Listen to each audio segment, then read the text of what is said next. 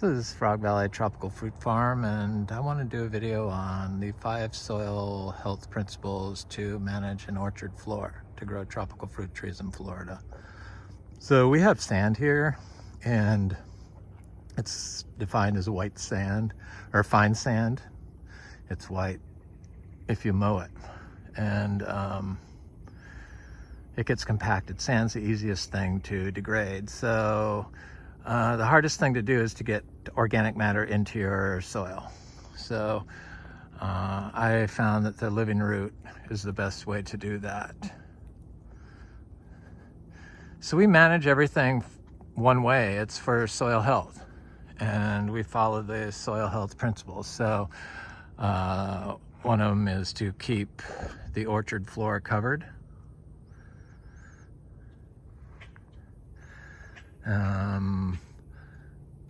A detriment to this would be if you have a list of plants,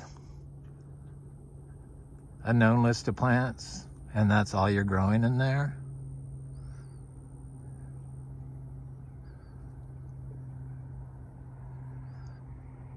It's totally disturbed.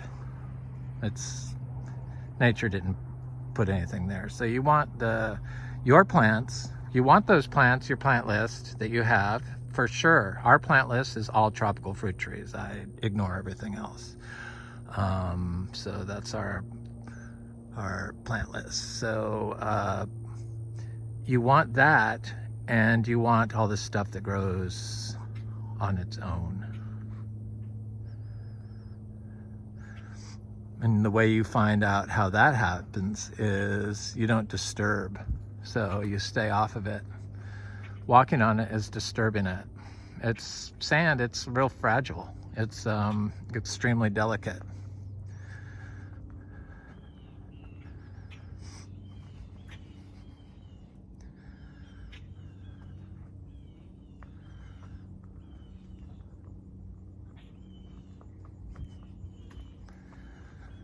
So when we started here, I guess 5 years ago, they said you couldn't build soil in sand. It was impossible. And I reached out to my community, which was the tropical fruit community. But they told me I couldn't do what I was doing.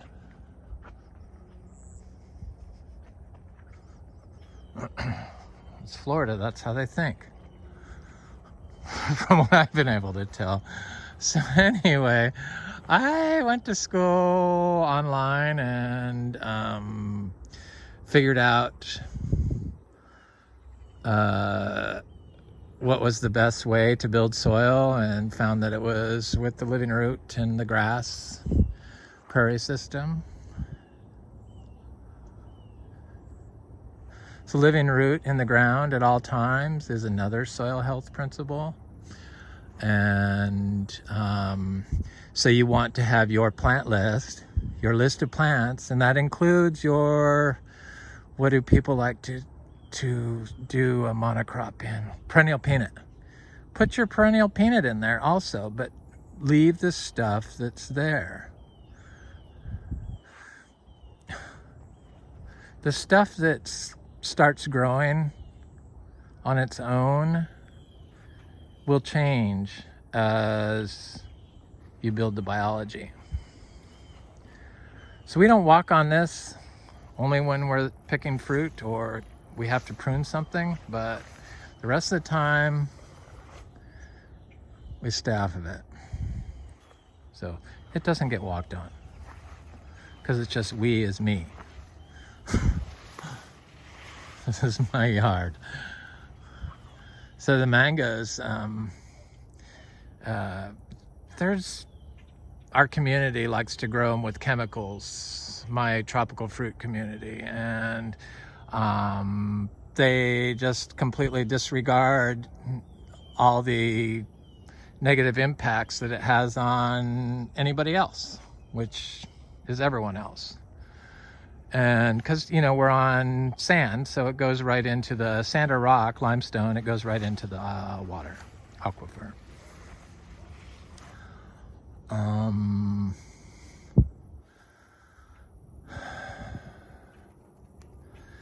We don't water these mangoes. We've never watered these mangoes. And I was also told you couldn't do that. But when you manage for soil health, which has never been studied here in Florida,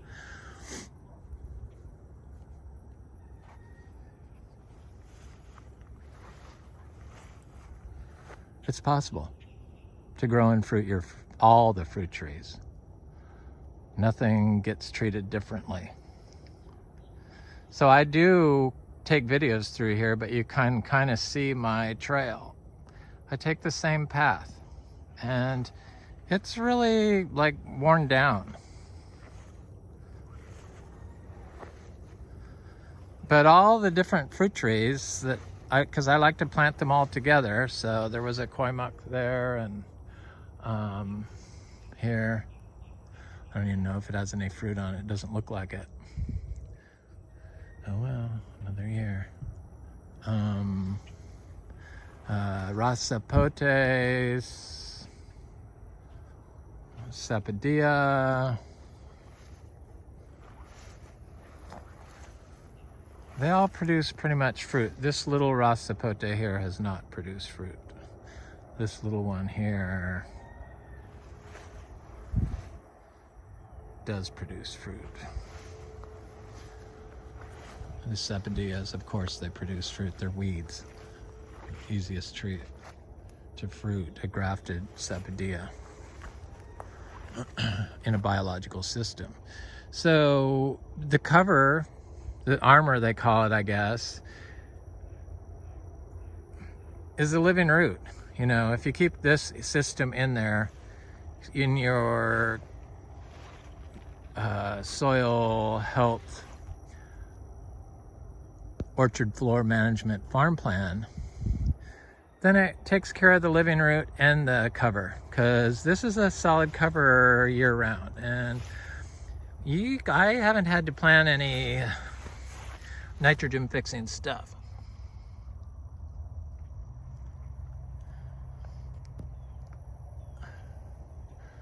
And you can see there's plenty of it. There's lots of diversity here. This is good. When it's like this, it's pretty good. And I keep showing all the fruit we get, and yeah, maybe I don't have 100 fruiting jackfruit trees, but I had 40 of them get eaten by horses, so I may have been further along if that hadn't happened. But I have a lot of jackfruits. I have lots, mostly seed grown now, but they grow fine here. You just got to keep them above the water. I kind of walk to look at that periodically. The soil is very soft here now. It's like it is like a sponge, basically. I guess it is the soil sponge. So there's lots of fruit trees growing in here. There's another Rasapote there, and then there's a sugar apple, and another sugar apple, and a quimac, and a lychee, and then a big old ice cream bean tree that's, I'm sure, gonna produce fruit this year. I feel like I constantly have to like repeat. It's like an SOS for people to see that if you manage in Florida for soil health,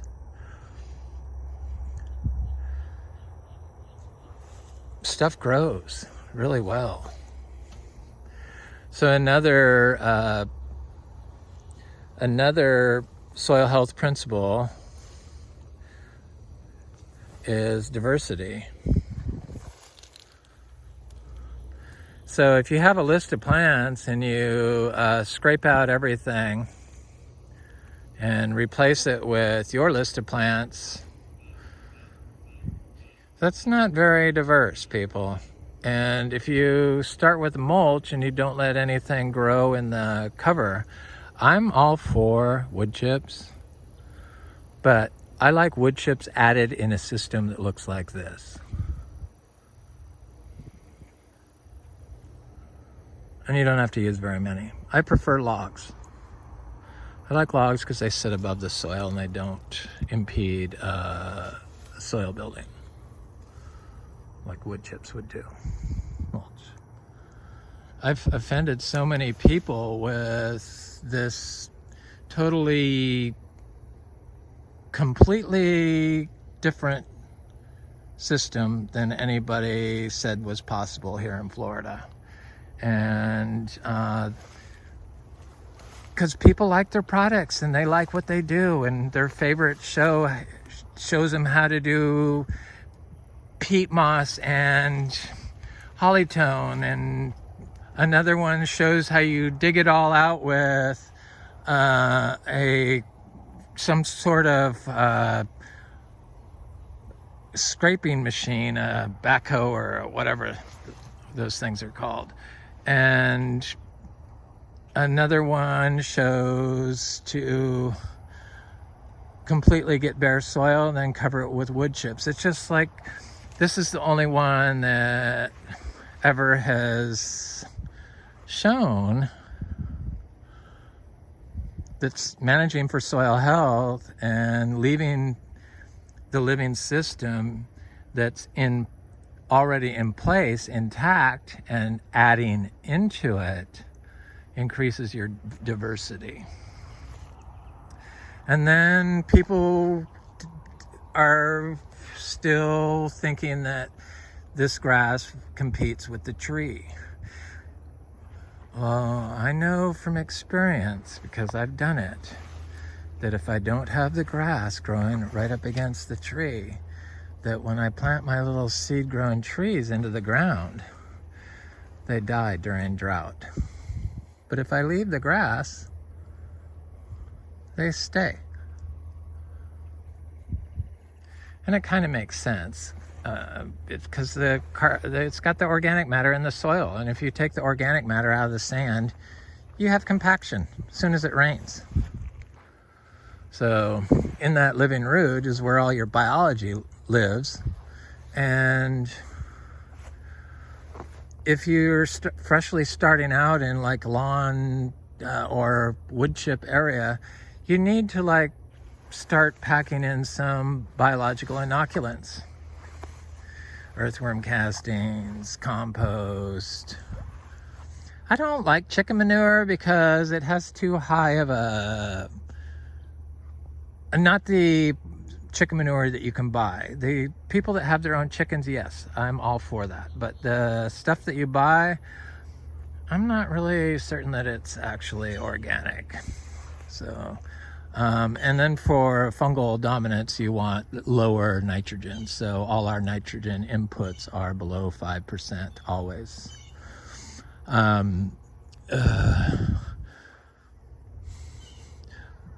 Biological growing in Florida is the only way that you can get 100% of your nutrient requirements for your tree. Nutrient and water requirements. And I know it works because I do it. You have to biologically inoculate your seeds. So you have to spray them with compost tea, good compost like biodynamic compost.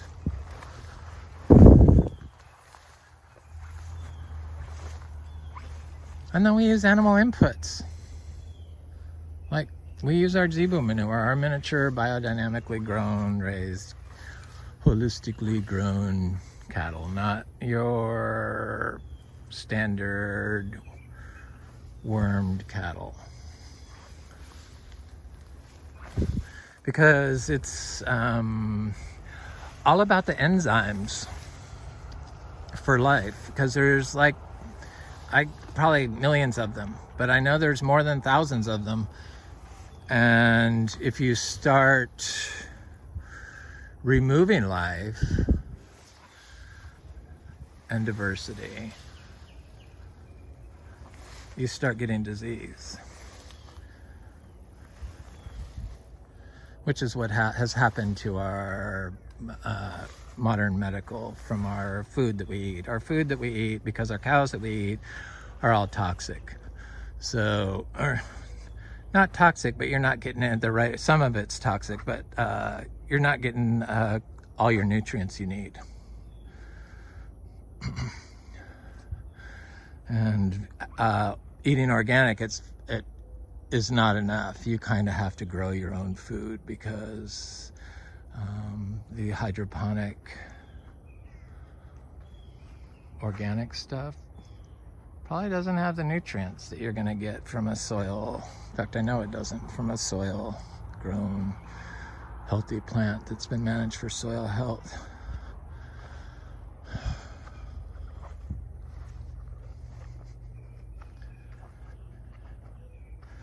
So what is that? Armor, living root, diversity, animal input. Oh, the most important one. And this is the one that people have the hardest time with. It's disturbance.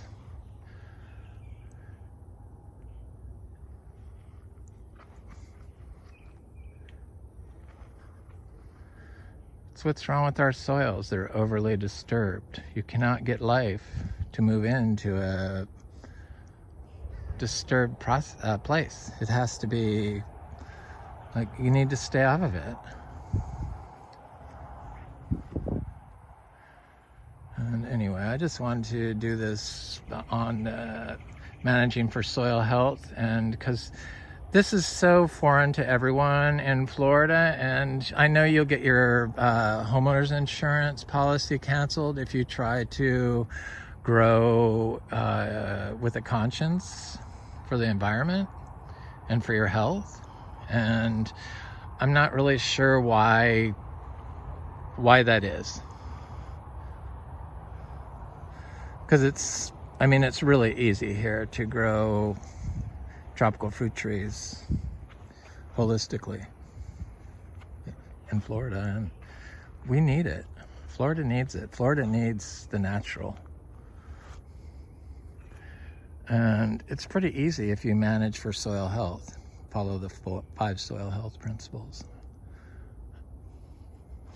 I have some, I don't talk about all of our stuff because it's just, I don't know. I'm kind of burnt out on fruit from all the fruit that I've been eating, so it's hard for me to get like excited about fruit anymore. I'm jaded. But these are our star fruit. We have Sri Kembang An and Curry, I guess is what it is. And both of them are very good. And I think I have some seed-grown ones, seed-grown trees somewhere, but who knows where. Trying not to step on anyone here. Anyway, this is Frog Valley Tropical Fruit Farm, and that's managing for soil health to grow tropical fruit trees. Have a good day.